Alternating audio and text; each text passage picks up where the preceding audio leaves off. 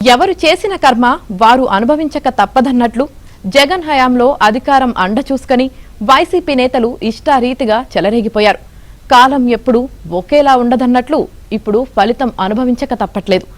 YCP హయాంలో ఎదురు లేదన్నట్లుగా రెచ్చిపోయిన మాజీ మంత్రి జోగి రమేష్ ఇప్పుడు పాపాల ఫలితాన్ని అనుభవించక తప్పని పరిస్థితుల్లో పడ్డారు.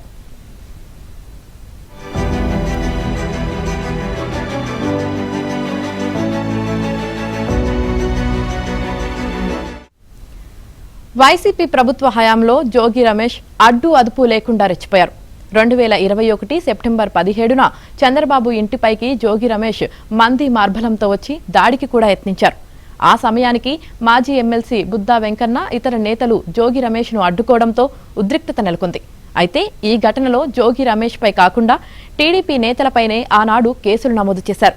ఇదేంటని ప్రశ్నించిన టీడీపీ నేతలను తాను చంద్రబాబు అపాయింట్మెంట్ కోసం వెళ్లానని ఆ రోజు జోగి రమేష్ సమర్థించుకునే ప్రయత్నం చేశారు. ఈ ఘటన తర్వాత మంత్రివర్గ పునర్వ్యవస్థీకరణలో జోగి రమేష్ కు జగన్ మంత్రి పదవి కట్టబెట్టారు.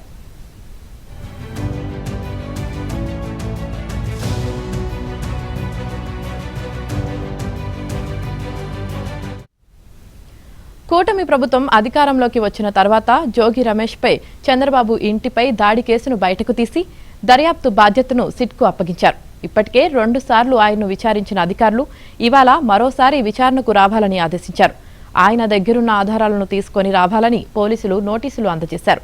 ఈ కేసులో జోగి రమేష్ పై 143, 148, 188, 269, 270, 324, 326, 307, 506 రెడ్ విత్ ఐపీసీ సెక్షన్ల కింద తాడేపల్లి పోలీస్ స్టేషన్లో కేసు నమోదైంది.